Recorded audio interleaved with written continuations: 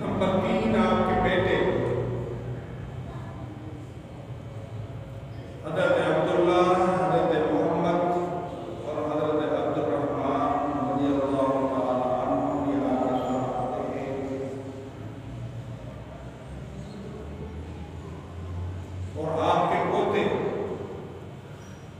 حضرت سیدنا محمد بن عبد الرحمن رضی اللہ تعالیٰ عنہ، یہ 4 پشتے ہیں، 4 خاندان ہیں جنہیں نبی پاک علیہ السلام نے ساتھ دیا۔ سبحان اللہ۔ اور یہ مقام کسی صحابی کو نہیں ملا، 1 اور 2 تو ہے مگر 4 نہیں ہے۔ یہ 4 پشتے حضور علیہ السلام کے شامل کے ہوں۔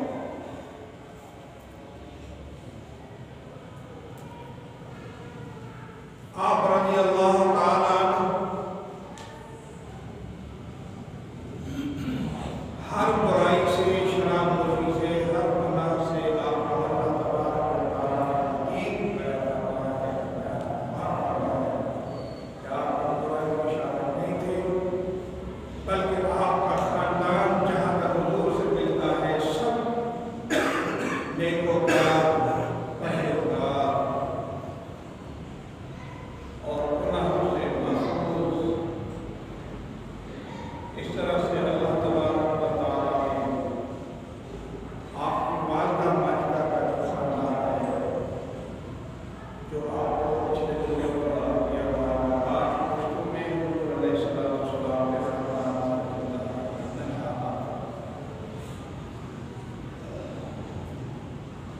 حضرات گرامی،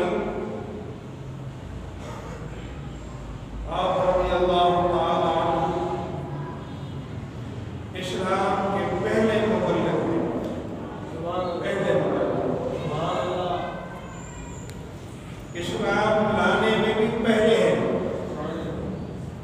کچھ روایتیں ہیں کہ کوئی لوگ کہتے ہیں کہ سیدنا صدیق اکبر پہلے ایمان لے آئے، کوئی کہتا ہے سیدنا خدیجہ رضی اللہ عنہا ایمان لے آئی، کوئی کہتے ہیں سیدنا مولا علی کرم اللہ وجہہ سب سے پہلے ایمان لے آئے۔ یہ روایتیں بھی ہیں، مگر ہمارے امام اعظم ابو حنیفہ رحمۃ اللہ تعالیٰ علیہ کے ہاں جب یہ مسئلہ آیا تو آپ نے فرمایا اختلاف کوئی نہیں، سبھی صحیح ہے۔ اگر کوئی کہتا ہے کہ علی سب سے پہلے ایمان لے آئے رضی اللہ تعالیٰ عنہ، خدیجہ کبریٰ لے آئی، آمین، ہمارا صدیق اکبر لے آئے، آپ فرماتے ہیں سب صحیح ہیں، مگر کہ تطبیق یہ ہے کہ سیدنا صدیق اکبر رضی اللہ تعالیٰ عنہ مردوں میں سب سے پہلے ایمان لے آئے، اور عورتوں میں سب سے پہلے ایمان لانے والی سیدہ ام المومنین خدیجہ کبریٰ رضی اللہ تعالیٰ عنہا ہے، اور بچوں میں سب سے پہلے ایمان لانے والے مولا علی کرم اللہ وجہہ کریم ہے۔ سبحان اللہ۔ لائے سب پہلے ایمان، مگر یہ ترتیب بتائی امام اعظم رحمۃ اللہ علیہ کہ غلط کوئی نہیں ہے، سب صحیح ہے، مگر مسئلہ یہ ہے کہ اس طرح سے آپ سب پہلے مقدم نہیں ہیں۔ آپ سیدنا صدیق اکبر رضی اللہ عنہ پہلے مقدم اسلام کی تبلیغ فرمائی، اور آپ کی تبلیغ سے سیدنا عثمان غنی اور دیگر صاحب ایمان لے آئے۔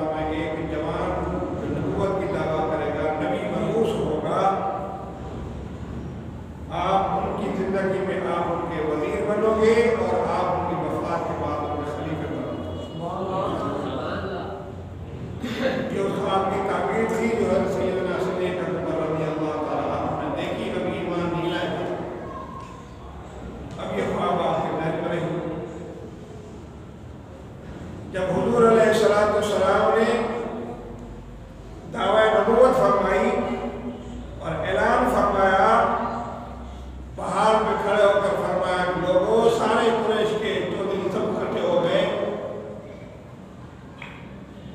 انظر عشیرتک الاقربین والے آیت جب نازل ہوئی تو اللہ تعالیٰ فرمایا کہ محبوب اب اپنوں کو تبلیغ کریں، اپنوں کو ڈرائیں، تو باتوں کی وجہ چھوڑ دیں۔ حضور پہاڑ پہ کھڑے ہو گئے، اعلان فرمایا، سب کو بلایا، سب حاضر ہو گئے۔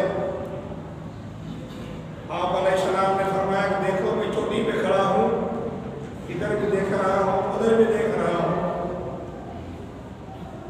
اگر میں کہہ دوں کہ اس طرف سے تمہارے پر کو حملہ آنے والا ہوئے تو آپ یقین کرو گے، کیونکہ آپ علیہ السلام بچپن سے غیر معیوب تھے، آپ میں کوئی عیب نہیں تھی، اور آپ صادق الوعد امین تھے۔ آپ کے دشمن بھی آپ کو صادق الامین کہا کرتے تھے۔ یہ بہت بڑا کمال ہے، اور آپ یتیم غریب خاندان اور بڑے بڑے مالدار، بڑے بڑے وڈیرے سردار، وہ آپ کو امین اور صادق کے نام سے پکارتے تھے اور جانتے تھے۔ تو آپ نے فرمایا اگر میں کہہ دوں کہ یہاں سے کوئی چیز حملہ ہونے والے ہیں تمہارے اوپر، فوج مان جاؤ گے؟ مانیں گے کہ آپ جھوٹ تو نہیں بولتے؟ تو فرمایا دیکھو میں اللہ کا نبی ہوں، مجھے رب نے نبی بنایا ہے، اور تمہیں یہ دعوت دیتا ہوں کہ بتوں باطل کو چھوڑ دو، اس رب کی عبادت کرو جس نے تمہیں نبی بنا کر بھیجا ہے۔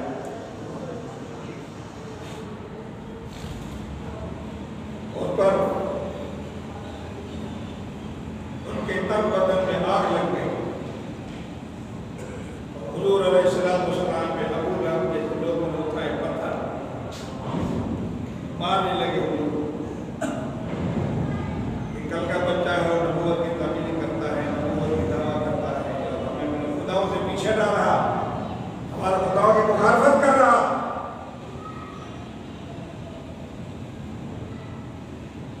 پھر مصطفیٰ کریم علیہ السلام پر ابو لہب نے ہاتھ اٹھایا اور پتھر اٹھا حضور کو مار رہا تھا۔ رب نے فرمایا تبت یدا ابی لہب۔ مقام غور ہے، چاہیے تو یہ تھا کہ حضور علیہ السلام بدلہ لیتے، مگر نہیں، حضور نے تو بدلہ نہیں لیا۔ حضور کی بدلہ لینے کی طبیعت ہی نہ تھی۔ آپ سے بڑے بڑی دشمنی کر دی گئی، آپ سے تو بڑے بڑے عداوت پیدا ہوئی، اور آپ کے ساتھ بڑی دشمنیاں ہوئی۔ لوگوں نے کہا سرکار آپ ان کے لیے بد دعا کریں، مگر حضور فرماتے نہیں، مجھے رب نے بد دعا کے لیے نہیں، میرے رحمت کے لیے خدا نے بھیجا ہے۔ لہٰذا آپ علیہ السلام کسی کو بد دعا نہیں دیتے تھے۔ آپ علیہ السلام نے برداشت فرمایا، اور رب نے ان کو جواب دیا، خبردار تبت یدا ابی لہب، اے لہب، اے ابو لہب، تو میرے محبوب پہ حملہ کر رہا ہے، تیرے ہاتھ خشک ہو جائیں۔ رب کا کہنا تھا آپ خشک ہو، اللہ تعالیٰ نے برداشت نہیں کیا کہ میرے محبوب پہ حملہ کریں، میرے محبوب کی بے ادبی کریں، گستاخی کریں۔ حضور علیہ السلام نے حق بات فرمائی، جس پہ یہ کفار قریش آپ کے دشمن بن گئے اور کے تن بدن میں آگ لگ گئی۔ حضور علیہ السلام کے کٹر دشمن بن گئے۔ اب انہوں نے یہ